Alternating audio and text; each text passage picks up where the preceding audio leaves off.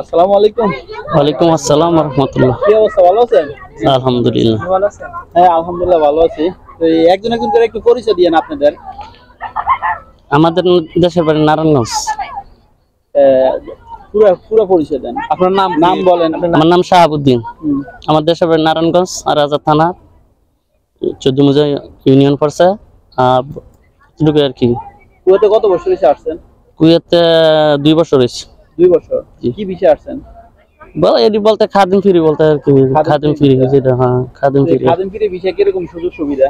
সুযোগ সুবিধা আলহামদুলিল্লাহ বর্তমানে দেশের পরিস্থিতি তো তেমন যেটুকু আসছে না আছে, আলহামদুলিল্লাহ আছি ভালোই।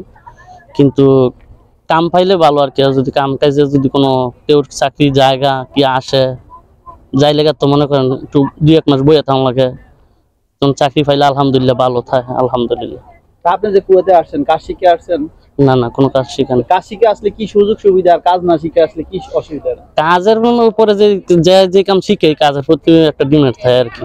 কেউ কারেন্টের কাম শিখলে কারেন্টের প্রতি ডিমান্ড থাকে, কেউ সাববাগের কাম শিখলে পাইপ ফিটারের কাম ওইটির প্রতি একটা ইয়া থাকে। এখন আমি বর্তমানে হারাজে ডিউটি করি, নতুন বিল্ডিং বানা বিল্ডিং এর ডিউটি বয়ে থাকি, কাজ হালকা কাজ বাজ দেখাশোনা করা কাজ। বাংলাতে মানে একটা বাসা আমরা দেখাশোনা করি, বাস নতুন বাসা বানা। আমরা সুবিধা অসুবিধা এতটুকু, আমরা মালটাল আসলে কুয়েতের খবর দেয় জানি এই মাল আইসে, এই মাল আইসে রাখলাম। কাজের লোক আইলে কাজের লোকে করে আমরা ফোন করে বললে দিই যেন এতজন লোক কাজের আইসে, আর হেরা হেরা আইসে। মনে করেন কারেন্টের লোক আইলে কয়ে দেই, যেন পানির লোক আইলে পানির লোক হেরা করে কয়ে দিই যেন এই লোক আইসে এতটুকু বাস। না না না, আমরা এনে 24 ঘন্টা এনেই থাকি। সবসময় বিল্ডিং এর সামনে থাকা পারা, সবসময় আমরা আজাইরা এবং সবসময় ডিউটি।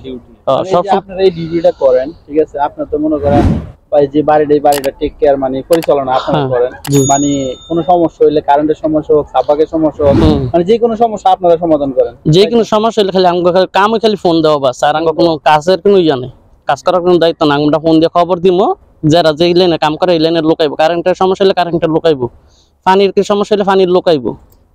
ঠিক আছে, আপনাদের সাপ্তাহিক মাসিকের ছুটি মুটি নাই, এটা সারাদিনের ছুটি, সারাদিনের ডিউটি এই বাস। ছুটি আমরা কোনো নির্ধারিত কোনো ছুটি নেই। এখানে কাজ করলে মানে মোটামুটি নতুন অবস্থা স্যালারি কিরকম হতে পারে? স্যালারি নতুন আর পুরানো এমন কোনো এটি কোনো ইয়া নেই। এটা কি অভিজ্ঞতা নিয়ে? অভিজ্ঞতা তেমন কিছু নাই, কেলে এটা খবর দেওয়া ওই কাম।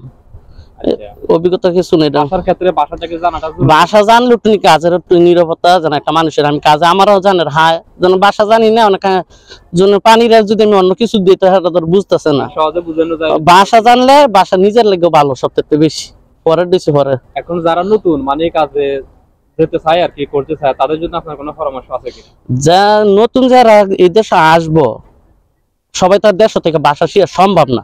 যারা শিক্ষিত ফলাফাইন আছে, এরা কিছু ইংলিশ জানে, যারা শিক্ষিত আছে এরা 2 একটা আরবি টারবি মোবাইলেতে শিখলা, হ্যাঁ লাগে অনেক ভালো। আর যারা একটু বেশিরভাগ বুঝে না, হ্যাঁ লাগে তো কিছু কষ্ট। এতটুকু ভাষাটা প্রথমত জানতে চাই আর কি। এর পরে ডিউটি কোনো কষ্ট নেই, আমরা যে লাইনে ডিউটি করি এই লাইনে ডিউটি কোনো কষ্ট নেই। ইনশাল্লাহ আমরা আছি, আলহামদুলিল্লাহ ভালো আছি। এতটুকু বাস আমরা জানি যেটা। ভাইয়ের পরিচয়টা দেন। হ্যালো, আপনার পরিচয়? আমার নাম মোহাম্মদ সুজন, আমার থানা হচ্ছে 2.5 জেলা নারায়ণগঞ্জ। আমি এখানে আসছি 1.5 বছর হয়েছে। আমার 1.5 বছর হয়েছে। হ্যাঁ। আমি মূলত সাইক বিষয় আসছি, যেটাকে খাদেম সাইক বলে। সাইক খাদেম, আমি সাইক বিষয় আসছি, বাট আমি ড্রাইভিং লাইসেন্স করতে পারিনি।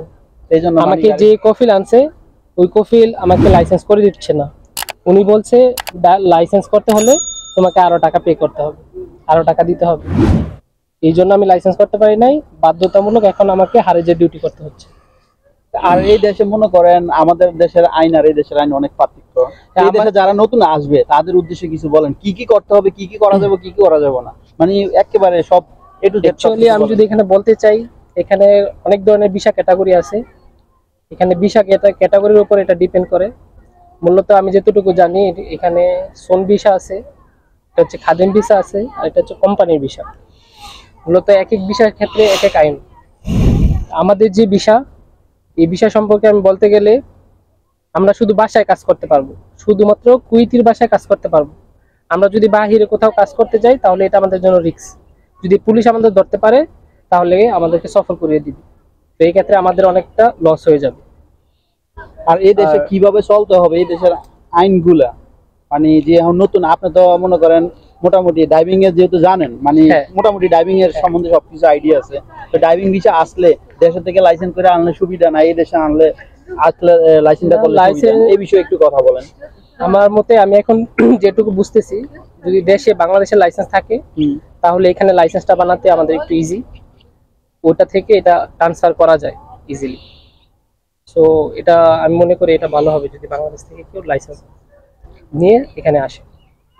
আর এই দেশে তো আপনি আসছেন, আসার পরে দেখতেছেন কাজ শিখে আসলে কেমন সুযোগ সুবিধা, আর কাজ না জানলে কেমন সুবিধা? অবশ্যই আমি যেহেতু হাইজার কাজ করি, আমার বিল্ডিং এ অনেক ধরনের লোক কাজ করে, যেমন প্লাম্বারের লোক কাজ করে, ইলেকট্রিশিয়ান কাজ করে।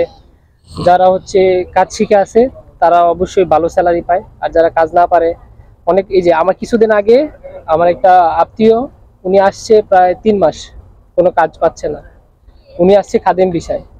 খাদেম বিষয় হচ্ছে উনি শুধু বাড়িতেই, বাসা বাড়িতেই কাজ করতে পারবে, তো উনি কাজও জানে না, সো এই জন্য উনি কাজও পাচ্ছে না। যদি কাজ জানতো তাহলে অবশ্যই কোনো না কোনো কাজে লাগতে পারতো আর ভালো স্যালারিও পাইতো। তো দেশে যারা মানে কুয়েতে আসতে চায় দেশের উদ্দেশ্যে, তাদের উদ্দেশ্যে কিছু বলবেন? যারা কুয়েতে আসতে চায়, আমি মনে করি আলহামদুলিল্লাহ কুয়েত ভালো, মানে আমরা যেখানে যে পজিশনে আছি এখানে মোটামুটি ভালো, বাট আইন কানুনটা অনেক কঠিন, মানে সবকিছু করা যায় না। আর যারা কোম্পানির বিষয়ে আসে আমি মনে করি ওদের একটু বিবেচনা করে আসা উচিত, কারণ তাদের বেতন বা স্যালারি খুবই কম, তো এই ক্ষেত্রে বিবেচনা করে আসা উচিত। আর সবচেয়ে এই 2025 সালে মানে কিছু বিষয় বন্ধ আছে, এটা জানেন আপনি? কিছু শোনা গেছে, কিছু ইয়ার বাসা বাড়ির বিষয়টি কিছু, মানে আগে তো যেগুলো কুয়েতে তুলতে পারতো মানে সবাই তুলতে পারতো না, যারা বাসা নির্দিষ্ট বাসা আছে হেরা তুলতে পারবো আর কি। অনেক কিছু এই বিষয়টা কিছু বর্তমানে কিছু হিস্টরি বলতে চাই। আমি স্টুডেন্ট ছিলাম, আমি এসএসসি কমপ্লিট করছি, তো এখানে আসার আগে আমাকে বলছিল যে তোমারটা ফ্রি ভিসা, তুমি কুয়েতে আসার পর সব ধরনের কাজ করতে পারবা। বাট এখানে আসার পর আমি দেখতেছি আমি কোনো কাজই করতে পারতেছি না। আমার একটা ফ্রেন্ড আছে, ওর হচ্ছে সোন ভিসা, হচ্ছে রেস্টুরেন্টে কাজ করে, তো আমাকে বলছে তুই এখানে আস, এখানে যদি তুই কাজ করিস তাহলে তোর ভালো একটা স্যালারি হবে। তো আমি ওইখানে ম্যানেজারের সাথে কথা বলি, তো ম্যানেজার বলছে ওকে ঠিক আছে, রিকোয়ারমেন্ট অনলি ইংলিশ জানতে হবে। তো আমি ইংলিশও জানি, সবকিছু জানি, বাট আমার ভিসার কারণে আমি এই কাজটা করতে পারিনি, খাদেমের কারণে। আপনি যে ফ্রি ভিসা বলে আসছে, আসলে ফ্রি বলতে কি কোনো ভিসা হয়? না না, কুয়েতে ফ্রি বলতে কোনো ভিসা হয় না, এগুলো শুধু একটা প্রতারণা, এটা দালালদের বড় একটা প্রতারণা। ফ্রি বলতে কি এতটুকু ফ্রি যেন আন্না জানা আমরা যেন মন চাই তো কাজ করতেছি।